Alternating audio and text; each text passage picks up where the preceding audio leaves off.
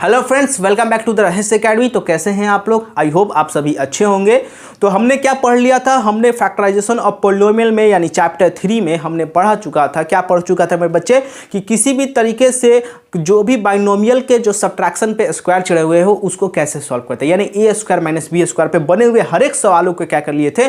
Solve कर लिए थे। तो मेरे बच्चे आज हम क्या सॉल्व करेंगे? आज हम सॉल्व करेंगे एक अलग टाइप का फैक्टराइजेशन मैथड, जिसका मतलब होता है कि factorization of middle term split. मतलब कि इस मिडिल टर्म को स्प्लिट करके हम किस तरीके से फैक्टराइज करा जा सकता है, इसको समझेंगे और उस पर बने हुए हर एक सवालों को अप्रोच समझेंगे कि किस तरीके से एग्जामिनर आपके सवालों को बना सकता है और आपको घुमा सकता है, और सारे घुमाए हुए क्वेश्चन को हम क्या करेंगे? यहाँ पे सॉल्व करेंगे। ठीक है, तो ये आर.एस. अग्रवाल एक्सरसाइज 9(3)C का सवाल होगा।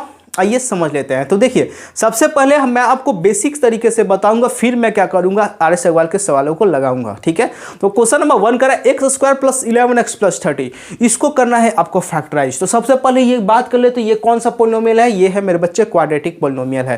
क्वाड्रेटिक पॉलिनोमियल के साथ साथ हम इसको सॉल्व कैसे करेंगे, जरा मेरे बच्चे प्यार से देखिएगा। देखिए, अपना प्यार बनाते रहिए और रहस्य एकेडमी के साथ जुड़े रहिए। तो देखिए, यहाँ पे इसके क्या है? कोफिशिएंट 1 है और ये क्या है? 30। तो स्टेप 1 में आपको करना है फर्स्ट टर्म के कोफिशिएंट को मल्टीप्लाई करना है लास्ट टर्म से। याद ध्यान दीजिएगा मेरे बच्चे, coefficient of first term multiply last term. तो कोफिशिएंट ऑफ फर्स्ट टर्म देखिएगा तो 1 है और लास्ट टर्म का वैल्यू कितना है? 30 है। तो 30 मल्टीप्लाई 30 हो गया। ठीक है मेरे बच्चे, कितना हो गया? 30 आ गया। अब आपको स्टेप 2 में क्या करना है? तो स्टेप 2 में मेरे बच्चे प्यार से देखिए, प्यारे बच्चे हैं आप लोग मेरे। तो 30 को हम इस तरीके से, क्या आ गया आपको? 30 मिल गया। तो अब इस 30 को यानी 30 को इस तरीके से आपको तोड़ना है, ब्रेक डाउन करना है। इस 30 को यानी 30 को आपको इस तरीके से ब्रेक डाउन करना है कि आपको इसको जोड़ने या घटाने पे कितना आ जाए? मिडिल वाला टर्म आ जाए। ओके, जोड़ने या घटाने पे मिडिल वाला टर्म आ जाए और मल्टीप्लाई करने पे कितना आ जाए? लास्ट टर्म आ जाए। मेरे बच्चे प्यार से समझिएगा बच्चे को, जोड़ने या घटाने पे क्या आना चाहिए? मिडिल टर्म आना चाहिए। और मिडिल टर्म है कितना? तो मिडिल टर्म है 11, यानी आपको लाना है कितना? 11। और लास्ट टर्म है कितना? यानी कितना लाना है आपको? 30 लाना है। Okay, now come to the third step. अब हम करेंगे कैसे ले आएंगे? तो स्टेप 3 में मेरे बच्चे प्यारे समझिएगा। तो स्टेप थर्ड में देखिएगा, इस 30 को तोड़ना है ना, तो 30 को आप क्या कर दीजिए? फैक्टराइज कर दीजिए। 2 के टेबल से गया 15 बार में, 2 के टेबल से गया 3 के टेबल से गया 5 बार में, और 5 के टेबल से गया 1 बार में। यानी आपके पास जो फैक्टर मिल गए वो मेरे बच्चे क्या मिल गए? तो 2 मल्टीप्लाई 3 मल्टीप्लाई 5 मिल गए। ठीक है, क्या मिल गया मेरे बच्चे? तो 2 मल्टीप्लाई 3 मल्टीप्लाई 5 मिल गए। ठीक है, अब देखिए ध्यान से, अब हम क्या करेंगे? यहां दिख रहा है 3 2 जा 6, 6 5 जा 30। आपको कितना लाना है? 11। तो जरा मेरे बच्चे प्यारे देखिएगा, तो 3 और 2 मिलाएंगे, गुना करेंगे तो 6, और ये अकेला 5। 6 और 5 को जरा ऐड कीजिए तो कितना आएगा? मिडिल टर्म आ जाएगा, यानी 11 आ गया। वाह, बहुत अच्छा बच्चे, आप लोग तो बहुत तेज इंसान है। और 6 और 5 को मल्टीप्लाई कराइएगा तो कितना आ जाएगा? 30 आ जाएगा। यानी हमको क्या? मिडिल टर्म को हमने तोड़ दिया, इस 11 को तोड़ दिया 6 और 5 में, और 6 और 5 को जोड़े तो 11 आ गया। 6 और 5 को मल्टीप्लाई किए तो कितना आ गया? 30 आ गया। तो अब मेरे बच्चे लिखेंगे कैसे? ये आपको मिल गया, यानी मिडिल टर्म में आपको 6 और 5 रखना है। अब लिखेंगे कैसे? लिखते कैसे हैं? तो जरा फर्स्ट वाले जो टर्म है उसको एज इट इज उतारते हैं। मैं दूसरे पेन का यूज कर रहा हूं। फर्स्ट वाले टर्म को एज इट इज उतार देते हैं, यानी एक्स स्क्वायर का एक्स स्क्वायर रख देते हैं। मिडिल टर्म को हमने तोड़ा है ना, मिडिल टर्म हमको क्या मिला है? 6 मिला है और 5 मिला है।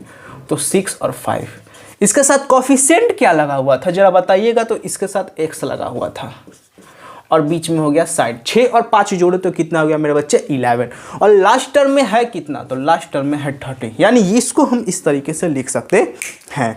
अब लिखने के बाद देखिए, अब हमको क्या मिल गया? 4 टर्म मिल गया। जहां ये 3 टर्म का था, अब मिल गया 4 टर्म। 4 टर्म मिलने के बाद आपको बनाना है पेयर। क्या बनाना है? पेयर बनाना है। तो आप 2 टर्म का पेयर बनाइए, 2 टर्म का, यानी 2 ये टर्म 2 ये टर्म का पेयर बना लिए। ठीक है, अब इस पेयर में से आपको निकालना है कॉमन। क्या निकालना है मेरे बच्चे प्यारे? कॉमन। तो जरा कॉमन निकालिएगा, तो x और 6x में से निकाल दिए x कॉमन, तो बच क्या गया? x प्लस 6 बचा, क्योंकि x स्क्वायर है, एक x बाहर निकाल दिया तो क्या बचा मेरे बच्चे? एक x बचा, और इस x को बाहर निकाल दिया तो क्या बचा मेरे बच्चे? 6 बचा। ओके, जरा बताइए 5x और 30 में से क्या कॉमन निकाल सकते हैं? तो 5x में 5 कॉमन और 30 में कितना? 5 कॉमन, तो दोनों में से हमने क्या कर दिया? 5 कॉमन निकाल दिया, तो क्या बच गया? यहाँ भी बच गया x प्लस 6 हो गया। 6 5 जा 35x। अब देखिए आपको ये दोनों फैक्टर सेम सेम दिख रहे हैं, यानी x प्लस 6 क्या हो गए? एक अलग फैक्टर हो गए, और x प्लस 5 क्या हो गए मेरे बच्चे? अलग फैक्टर हो गए, और यही बन गया इसका फैक्टराइजेशन। तो मेरे बच्चे देखिए, इतने प्यार से हमने आपको समझाया है, बिल्कुल बेसिक तरीके से समझाया है कि किसी भी तरीके से हम कैसे सॉल्व कर सकते हैं इसको। ये है आपका सवाल, ठीक है। तो एक बार फिर से हम रिवीजन कर लेते हैं। देखिए, कह रहा है कि x square plus 11x plus 30 को आपको करना है फैक्टराइज। तो सबसे पहले आप इस फर्स्ट और लास्ट टर्म के कोफिशिएंट को करिएगा मल्टीप्लाई। जरा मल्टीप्लाई करने पे आ गया 30 को इस तरीके से तोड़ना है कि प्लस माइनस करने पे क्या आ जाए? मिडिल टर्म आ जाए, और मल्टीप्लाई करने पर लास्ट टर्म आ जाए। तो उसके लिए हमने कर दिया क्या? Prime factorisation. 30 का प्राइम फैक्टराइजेशन किया तो 2 × 3 × 5 मिल गया।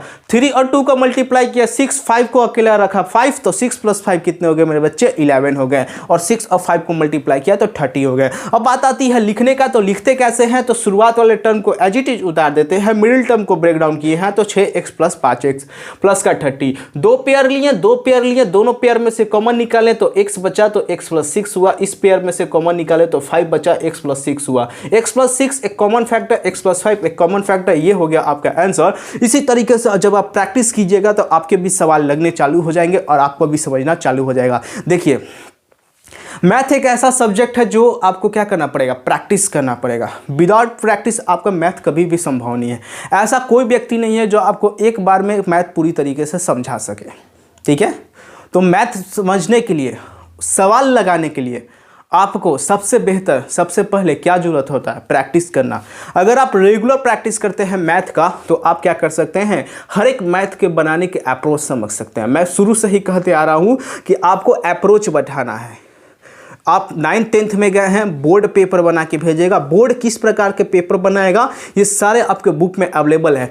उस टाइप के सारे क्वेश्चन को बनाने के अप्रोच सीख लीजिए, और फिर देखिए आप कमाल अब क्या कर सकते हैं एग्जाम में, ठीक है मेरे बच्चे। तो ये है किस तरीके से हम फैक्टराइज कर सकते हैं। तो एक सवाल के माध्यम से मैंने आपको क्या कर दिया? समझा दिया। तो अब हम क्या करेंगे? अब हम बनाना शुरू करेंगे, लगातार कैसे बनाते चले जाते हैं। तो शुरू करते हैं, और आपको समझाने की कोशिश करेंगे कि किस तरीके से समझते हैं। तो अगर आपको ये वीडियो पसंद आया हो तो वीडियो को लाइक एंड सब्सक्राइब कीजिए, और आप भी अगर फैक्टराइज बनाना चाहते हैं, ठीक है, फैक्टराइज के अप्रोच को सीखना चाहते हैं, तो चैनल को सब्सक्राइब करके मेरे न्यू वीडियो जो आने वाली है उसमें देखिए कि हम किस तरीके से सारे फैक्टराइज के अप्रोच को सीख सकते हैं। तब तक के लिए बने रहिए रहस्य अकेडमी के साथ, और न्यू जो व्यूअर हैं, नए जो मेरे चैनल पे आए हैं, उनका स्वागत है। और जाते जाते मेरे चैनल को सब्सक्राइब कर लीजिएगा, और बेल आइकन को प्रेस कर लीजिएगा, ताकि मेरे नए आने वाले वीडियो के अपडेटेड आपको हमेशा मिलते रहें। धन्यवाद, थैंक यू।